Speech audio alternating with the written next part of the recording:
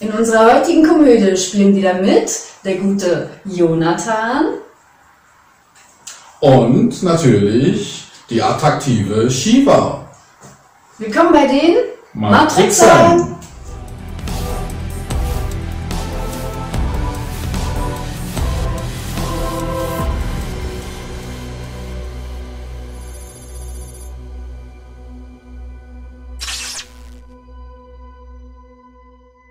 In unserem heutigen Video machen wir natürlich, wie wir versprochen haben, Teil 2 zur inneren Erde, und zwar das Interview von der Charula Dux.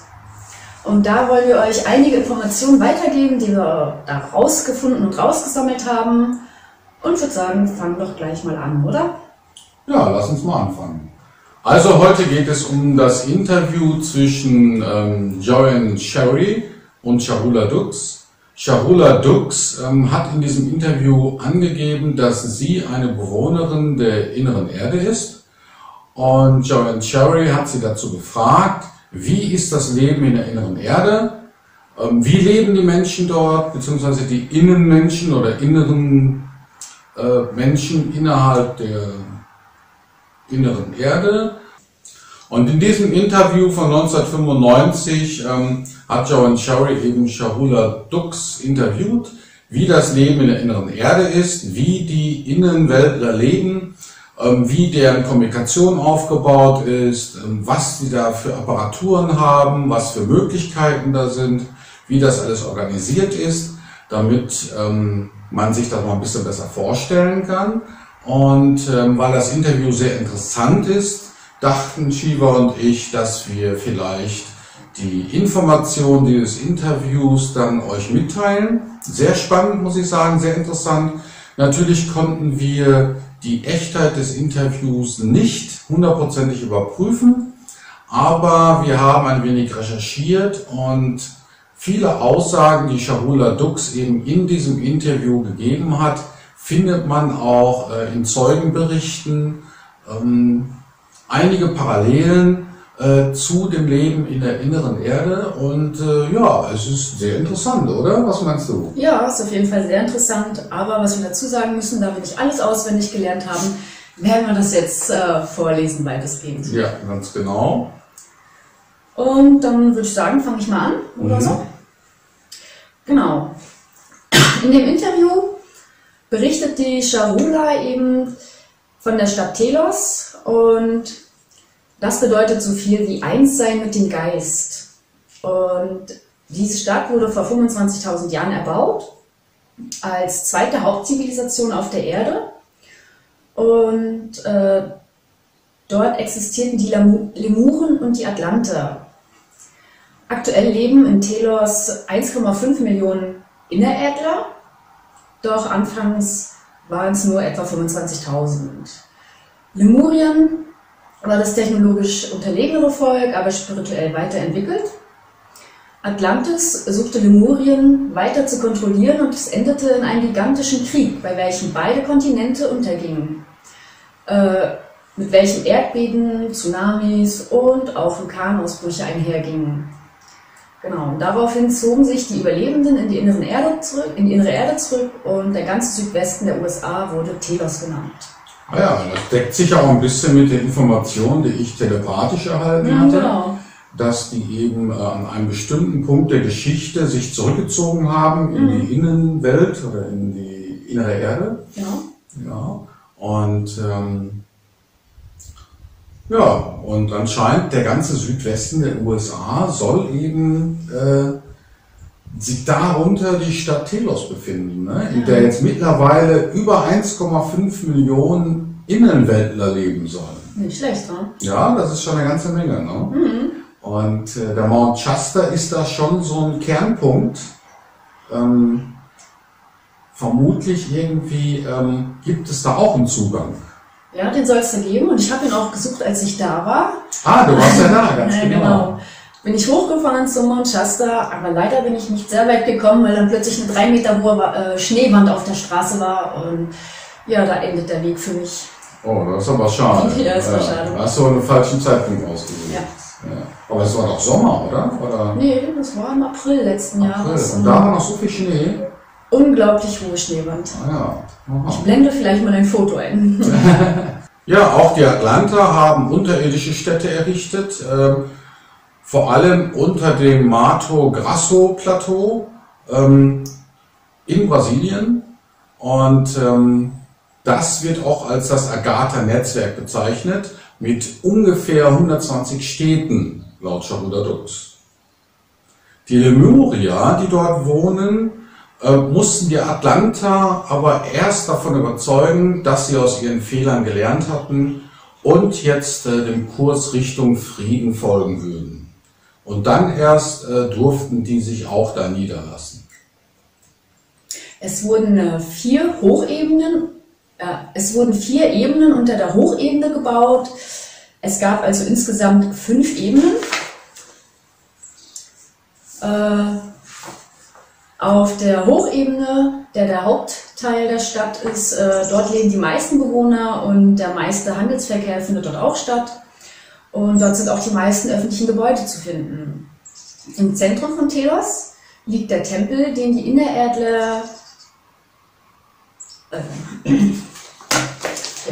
noch einmal. Das ist eigentlich einfacher von da ab zu lesen. Ja, finde ich. Ja, achso, okay. Im Zentrum von Telos liegt der Tempel, denn die Innerärdler sind eine Tempelgemeinschaft und sie wurde gebaut, um 10.000 Einwohner aufzunehmen. Der Tempel ist weiß und pyramidenförmig und aus lebendigen Steinen gebaut. Das ist eine Substanz, die von der Venus stammt. Sie sieht kristallin aus und strahlt im Spektrum aller Farben. Der Tempel ist von der Ordnung Melchisedeks, einer kosmischen Priesterschaft unseres Universums, der Verkörperung des Lichtplans gewidmet, der uns von den höheren göttlichen Ebenen gegeben wurde. Auf der Hochebene befinden sich auch die Rats- und Archivgebäude mit Aufzeichnungen aus Lemurien, Atlantis und Ägypten und die von vergangenen Zivilisationen, Erdzivilisationen, sowie von Zivilisationen anderer Planeten. Ja, es soll dort auch Ruheorte geben, so damit die Bewohner spielen können, Spaß haben, Sport machen können. Es gibt sogar Filme, Musik und Tanz. Also es ist nicht so, als wären das ein trauriges Volk. Ne? Klingt nicht so. Ja. Wir haben Spaß. Cahula behauptet sogar, es gibt dort eine Art Raum, der so aufgebaut ist, wie man das aus Star Trek kennt, dieses Holodeck, das wirklich computergesteuert ist. Und dieser Computer kann halt in diesem Raum jede holographische Realität oder jeden holographischen Ort erzeugen und dann kann man sich darin bewegen oder darin eben Sachen erleben. Ne? Also das klingt schon sehr spannend. Dieser Computer soll auch eine Art Multitracking-Amino-basierenden Prinzip funktionieren. Wie man sich das so recht vorstellen kann, weiß ich jetzt auch nicht. Also sie sollen lebendig sein, die Computer. Ja, sie sollen also schon eine eigene künstliche Intelligenz haben, selbst nachdenken können und befinden sich auch im Christusbewusstsein, diese Computer. Ja, also sie operieren auf der Basis des Christusbewusstseins, genau. Ein guter Grund, mal dahin zu kommen. Für mich. Und dadurch sind diese Computer übrigens auch nicht manipulierbar, weil sie eben auf dem Christusbewusstsein beruhen. Ja, genau. Sagt ja. Cahula Dux. Und die Computer können auch die Vergangenheit aufzeichnen und wieder darstellen. Die können die Aura auslesen oder den Gesundheitszustand von Menschen können die bestimmen und diagnostizieren. Versuchen auch deine Seelenmusik zu erfassen und können die auch wiedergeben. Außerdem sollen sie auch an das kosmische Bewusstsein angeschlossen sein. Das heißt also, die können auch mit anderen Planeten kommunizieren und das muss schon ein toller Computer sein. Den hätte ich gern zu Hause stehen, oder? Genau. Den hätte ich auch gerne stehen. Genau, dann kommen wir mal zur zweiten, dritten und bis zur 5. Ebene. Auf der 2. Ebene gibt es Klassen, Kleider- und Möbelherstellung. Auf der dritten Ebene sind die hydroponischen Gärten, wo die Nahrung angebaut wird. Wir sind seit 12.000 Jahren Vegetarier, sagt Charula Dux. Und ja, ich glaube, die leben da sehr gesund. Ja, also man muss sich das vorstellen, dass es so mehrere Schichten anscheinend gibt in der inneren Erde, die eben so wie Stockwerke in einem Gebäude aufgebaut sind. Ne? Und das scheint ja sehr platzsparend zu sein. Ne? Ja, irgendwie schon. Ja, und auf der vierten Ebene gibt es eben viele Gärten, ne? Handarbeiten und viel Natur. Ne? Viele, ja, ich denke mal, da wird eben angebaut, sehr viel angebaut, damit die da unten sehr viel Nahrung haben, vor allen Dingen, denke ich mal, hauptsächlich Obst. Ja. Ja, so wie ich den gedeckten Tisch gesehen habe mal auf meiner Astralreise in der inneren Erde, alles war voller Obst, also Beeren, die so groß waren. Ui. Ja, da hat es Da vielleicht möchte ich mal eine Erdbeere. so eine Heidelbeere, ne, die war dann so groß. Ja. Eine Heidelbeere. Ja. Also das ist schon ziemlich phänomenal. Ne? Genau, und auf der fünften Ebene ist dann die ganz natürliche Umgebung und die soll zum Entspannen einladen. Ja, die Tiere in der inneren Erde leben im Einklang mit den Bewohnern. Ihnen wurde die vegetarische Ernährung antrainiert und die Aggression aberzogen. Ah, also beißen tun die da unten nicht mehr. Ja, dann hat ja Jonathan letztes Video schon erzählt, die Lichtquelle, dass sie aus einem Kristall besteht. Und das bestätigt die Charula Dux auch.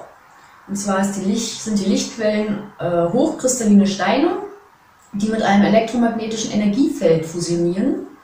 Das bewirkt eine kristalline Matrix der Steine, um eine Polarität zu erschaffen, damit unsichtbares Licht in volles spektrales Licht umgewandelt wird. Der Stein wird dann so zu einer kleinen Sonne und hält etwa 500.000 Jahre. Nachts wird die Sonne gedimmt, um einen 24-Stunden-Rhythmus zu erreichen. Klingt auch nicht schlecht. Ja, das klingt nicht schlecht. Ja. Also der Sauerstoff da unten kommt eben natürlich durch die Nordpolöffnung herein, aber auch durch Pflanzen und Bäume wird da Sauerstoff gewonnen für die Bewohner. Und das Wasser bewegt sich dort mit einer höheren Geschwindigkeit, als wir das hier auf der Erde gewohnt sind. Und das sorgt eben für die zirkulierende Luft und die negativen Ionen. Es gibt auch ein Transportmittel dort. Wir haben 3 verschiedene Transportmöglichkeiten. Zum einen gibt es einen Korb mit kristalliner Technologie, also was habe ich da auch noch nicht gesehen, der mit dem Geist gesteuert wird und für kleinere Strecken innerhalb von Telos verwendet wird. Das heißt, das ist sowas wie ein Bus. Nur das ist kein Bus, sondern ein Korb für Kurzstrecken.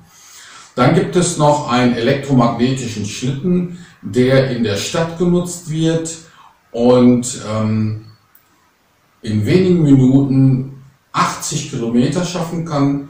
Also der hat dann schon ein bisschen Speed. Ja. Dann gibt es noch eine elektromagnetische Bahn, die mehrere tausend Kilometer pro Stunde aufweist oder leisten kann.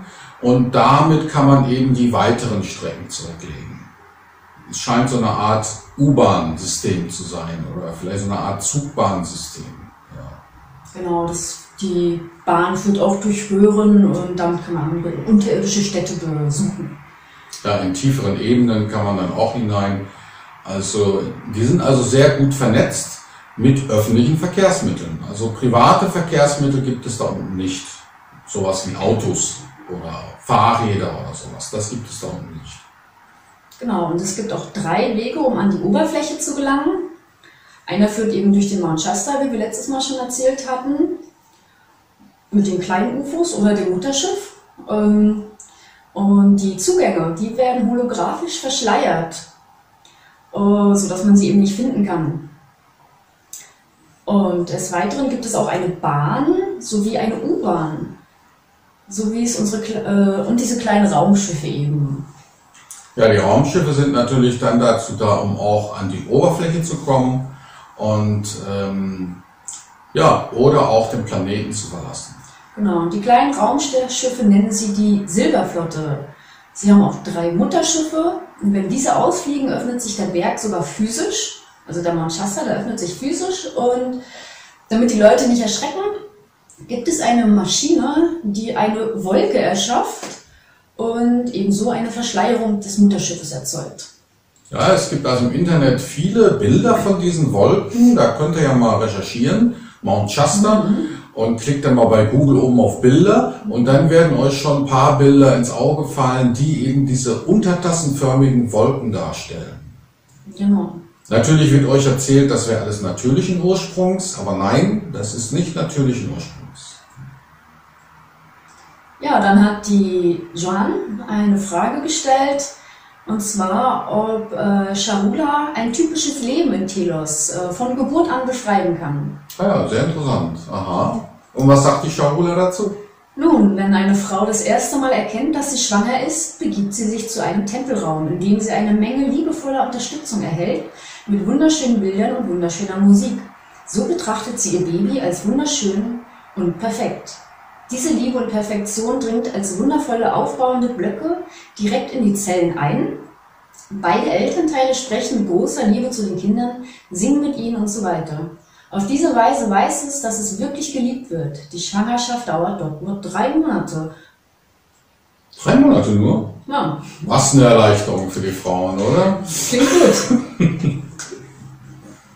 Ah ja, Babys werden schmerzfrei im Wasser geboren. Die Geburt im Wasser soll ja viel schmerzfreier sein, als so wie wir das hier oben machen. Und natürlicher. Ja, natürlicher. 30 Minuten nach der Geburt im Wasser an der Nabelschnur bleibt das Kind dann, bis es in der Lage ist, selbstständig zu atmen. Der Vater bleibt in den ersten 2 Jahren vollständig zu Hause. Langer Vaterschaftsurlaub, oder? Ja, sehr schön lang. Und hilft bei der schwierigen Entwicklungszeit des Kindes. Ja. Die Erziehung beginnt mit 3 Jahren. Und das heißt, es wird Lesen gelehrt, Meditation, Tanz, Sport, Mathematik, sogar Schauspiel, abstrakte Konzepte und Dramatik. Ja, was jetzt die abstrakten Konzepte sind, weiß ich jetzt aber nicht. Da hat Joanne Cherry wohl vergessen nachzufragen. Ja. Mit 5 Jahren, jetzt hört mal zu, mit 5 Jahren lernt das Kind Astralreisen. Und um so weiterzulernen, das heißt, die Kinder besuchen dann die Archive der Vergangenheit und schauen sich die Zeitgeschichte selbstständig an. So, dass das Kind erstens da nachschauen kann in der Vergangenheit, was es interessiert, und zweitens sich auch davon selbst überzeugen kann, was jetzt stimmt und was nicht. Und das ist ein sehr wichtiger Faktor. Das fehlt hier oben noch. Ja. Sie besuchen auch die Oberfläche von anderen Planeten und sie lernen Dinge aus dem Unsichtbaren ins Sichtbare zu manifestieren. Aber wir besuchen auch die Oberfläche hier. Also. Ja, die reisen also zumindest astral hier oben rum. Wie in meiner außerkörperlichen Erfahrung, da ist ja auch einer auf mich zugekommen, der mich da eingeladen hatte, der war ja auch in seinem astralen Körper. Ja, in Telos gibt es keinen Irrsinn, keine Verbrechen, keinen Besitz. Jeder hat alles, was er braucht. Sie haben sogar Haustiere und einige Ideen von der Oberfläche der Erde geklaut, wie Pizza, Schokolade. Genau, und die Innererdler sind etwa 30 cm größer als die Menschen auf der Oberfläche. Und sie haben etwa eine Lebenserwartung von mehreren 100 bis 1000 Jahren. In Telos altern wir nicht, sagt sie, und es gibt sogar einen, der bereits 30.000 Jahre alt ist. Oh mein Gott, 30.000 Jahre in der Matrix. Auch nicht schlecht. Aber da unten scheint es wirklich nett zu sein. Wenn mal ein Bewohner stirbt, sagt Shahroula, was höchstens durch einen Unfall passiert, steigt er auf und bringt seinen Körper in lichtere Dimensionen. Diejenigen, die nicht bereit sind aufzusteigen, lernen, wie man den Körper verlässt und ihn zu dematerialisieren. Praktisch. Ja, beruflich kann jeder frei wählen, was er machen möchte. Es gibt da keinen Zwang. Geld gibt es in der inneren Erde nicht, denn alles basiert auf Austausch. Die Regierung besitzt alles, aber ist nicht für die Kontrolle zuständig. Wenn man was benötigt, geht man einfach zu den Verteilerstellen und holt es sich. Gemeinnützige Arbeiten wie Müll und Gärtnern in Parks oder so, das wird in Zyklen von jedem Bewohner durchgeführt. Davon ausgenommen ist auch nicht der Hohe Rat und die Priester, die machen alle mit. Oh, das finde ich aber nett. Also Regierung, alle helfen in Zyklen mit, den Müll zu beseitigen. Und das wäre ja mal was, wenn Angela Merkel meine Mülltonne lernen würde. Das wäre doch mal was. Das würde ich sagen, das ist Einsatz fürs Land. Ja.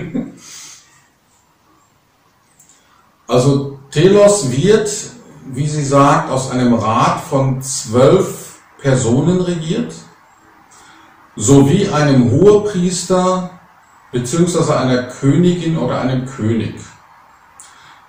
Bei dem Rat handelt es sich um 6 Frauen und 6 Männer, welche allesamt aufgestiegene Meister sind. Diese treffen dann auch die Regierungsentscheidung. Es gibt seit 30.000 Jahren eine Königslinie, die ununterbrochen ist. Das Königspaar entscheidet, welches Kind oder Enkelkind für den Job am geeignetsten ist. Dieser durchläuft dann ein komplettes Tempeltraining und wird zu einem Melchisedek, Priester oder Priesterin. Es gibt auch Hochzeiten auf Telos. Dabei wird unterschieden zwischen einer verbindlichen Hochzeit und einer heiligen Ehe. Partner einer verbindlichen Ehe haben keine Kinder dort, aber sobald eine verbindliche Ehe sehr tief ist und sehr lange hält, kann sich das Paar zu einer heiligen Ehe entscheiden. Und alle Kinder aus der inneren Erde kommen aus heiligen Ehen. Hallo Bo! Ja, also das war es eigentlich schon so inhaltlich an Informationen zwischen dem Interview von Joanne Cherry und Shahula Dux. Das kann man bei Google auch mal nachschauen, wer möchte. Da findet man weitere Details für die, die es interessiert. Also wir fanden das Interview sehr spannend und sehr interessant, auch wenn die Authentizität jetzt nicht wirklich geklärt werden kann. Aber ich denke, da sind viele Informationen drin, die auch zutreffen. Und ja, wer Interesse hat, kann ja mal selber recherchieren. Genau, und das Interview ist natürlich eine gekürzte Version. Wer die lange Version lesen möchte, kann bei dir auf dem Blog auch nachschauen. Auf matrixblogger.de, da ist das Interview in ungekürzter Fassung. Genau, da könnt ihr dann nochmal nachlesen und die ganzen Details nachschauen. Genau, und dann haben wir noch einige Informationen von Ramtha zusammengesammelt, die wir euch auch gerne noch präsentieren möchten. Je mehr Informationen es gibt, desto besser, dann könnt ihr euch euer eigenes Bild machen.